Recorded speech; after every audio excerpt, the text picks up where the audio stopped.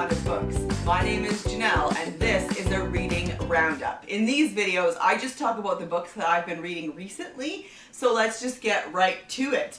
I finally read a book, it's a duology actually, that my mom lent me years ago, and then they got lost in the bookshelves. There was a move in there, and anyway, but I found them and I thought I should read these books because my poor mom lent them to me so long ago. So this is, the first one in the duology is Legend of the Celtic Stone by Michael Phillips. This is an epic saga of Scotland and her people. This one was written in 1999. And what's really interesting about the way he decides to tell this story, he wants to tell the story of Scotland, but he's using the framework of near future events, people in the near future, specifically a main character called Andrew, who is a member of Parliament in London. So he's in politics. And his constituency is in Cumbria, which is like in the far north of England. And he discovers that he has Scottish roots and becomes really interested in learning more about that. And so then we get that story, as well as a few other things I'll mention. But then interspersed, we get little vignettes about the history of Scotland. So it's an interesting way to tell the story. The author has obviously done a lot of research, and this book is 500 pages. The other book in the duology is also 500 pages. And so one thing that I would say is they are a little bit long. He could have tightened it up. There's some repetition, and some of the stories could have been edited down maybe a little bit, but I got the impression that he had really done his research and he wanted to include all of it in this story. So what's fascinating to me is this was published in 1999 and he set his story in 2002. So just a few years ahead, but he had, the book opens with the news that Queen Elizabeth II is abdicating her throne so that her son Charles can be king, which is, I think that's fascinating, considering the world that we are currently in, that she's still going strong, which is fantastic. But anyway, I completely understand why he did that, because he needed a coronation, because we had this group of people and you're not entirely sure at the beginning who they are, who they're connected to, but they steal the Stone of Destiny from under the coronation chair in Westminster Abbey. It had been brought back from Edinburgh, where it now resides, unless there's a coronation. So it had been brought back, and they stole it, and that kind of starts the tale. And so yeah, so this was a fun read. But like I said, it could have been a little bit shorter. But I do enjoy history, and so I really did enjoy the vignettes where we were getting the history of Scotland. And he starts way back, like he starts pre-history. So yeah, it was an interesting read. Oh, and then I marked this here because his dedication is to the memory of James A. Michener, master of the historical novel. So I thought that was interesting. I've never actually read any Michener. Okay, and then I read Fortune and Glory by Janet Evanovich, which is the 27th Stephanie Plum. This is a series that overall I enjoy, but there's certain aspects of it that I'm starting to get really tired of. But overall, I enjoy the character of Stephanie Plum. She's a bounty hunter in New Jersey, and she works for her cousin's business, and but I love her family. I love how much of her family we get in these stories, and this one maybe a little more than others because there's an issue with her grandma. So I did enjoy that. And actually, for some of the more recent ones, I actually really enjoyed this one more than I thought. Some of the more recent ones, I was just getting really tired with some of this ongoing plot line that never seems to end. The other thing that I think is hilarious, and maybe why I liked this one, is Stephanie's really starting to question what she's doing with her life and who she is, which makes sense because on the whole, she's not a great bounty hunter. But I love the tone of these books. They're lighthearted, and I love the characters, especially her family. And Lulu, I like Lulu, she's awesome. So it was fun to continue on and read Fortune and Glory. And then I read one of the recommendations. I'm doing the 12 challenge, which was I asked 12 of my friends to recommend one book to me, and I would read one a month for the year. And so far it has been really fun. I've picked up some books that I may not have picked up otherwise, and this month was no different. Kate Howe recommended A Bear Called Paddington to me by Michael Bond. I don't read children's fiction anymore, but oh my goodness, was this ever adorable. I loved it so much. So I've known about Paddington for years without ever actually reading any of the Paddington stories, but I've always thought the bear Paddington was adorable. And I made sure that I took a picture of myself when we were in Paddington Station when we went to London. And my parents gave me this adorable little Paddington bear who sits on my bookshelves. Isn't he so cute? And so yeah, I was happy to read this. This was written in the 50s, I believe. 1958. And it was just adorable. It was so cute. I laughed out loud a few times, and it was just a fun, quick read that made my heart happy. So thank you, Kate, for recommending this book to me. And then I read the second in the Maggie Darcy series. This is A Distant Grave by Sarah Stewart Taylor. Hilariously, when I was reading this book, anytime Aaron saw it, he called it a distant gravy. I don't know why.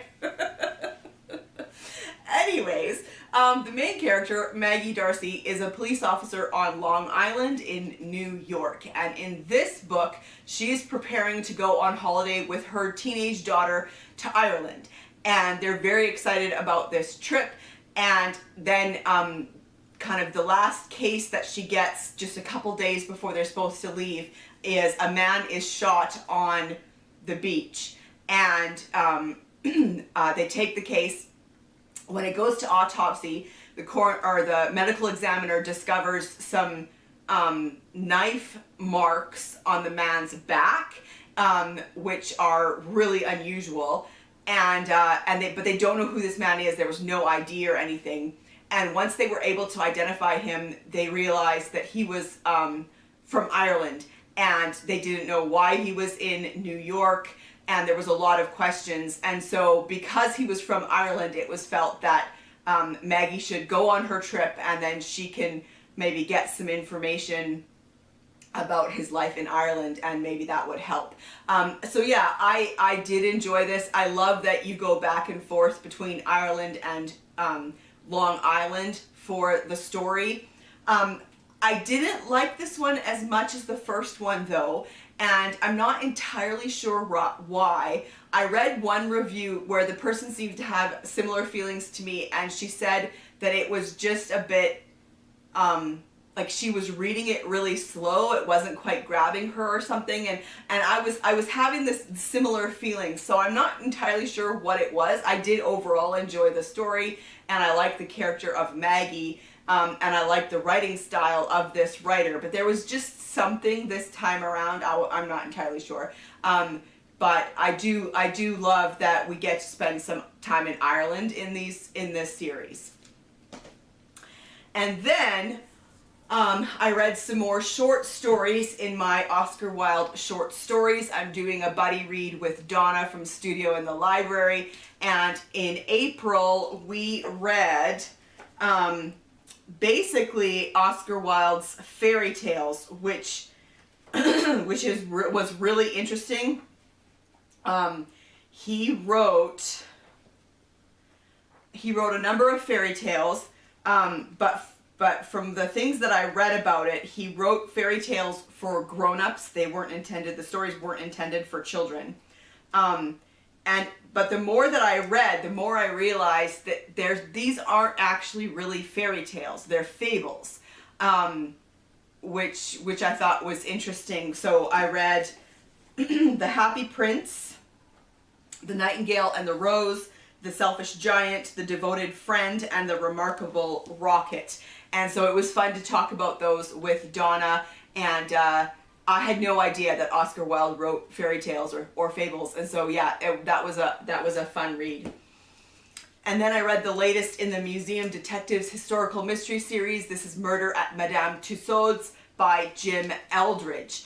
This one was really fun. I really liked this one in the series. It is 1896, and the night watchman at Madame Tussauds is found decapitated. His head was left by the guillotine in the Chamber of Horrors.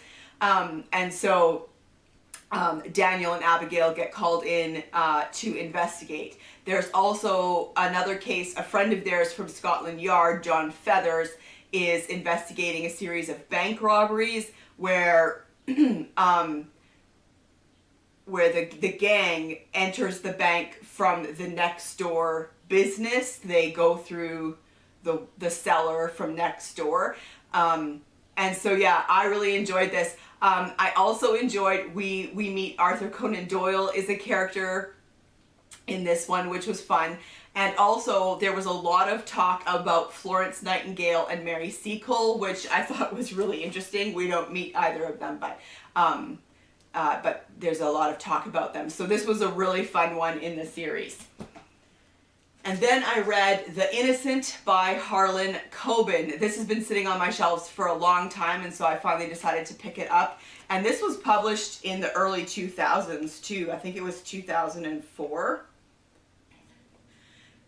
The main character in The Innocent is Matt Hunter, who we learn right at the very beginning of the book got himself into a situation when he was in college or university that ended up with him spending some time in jail. And the main part of the story opens 9 years after he got out of jail.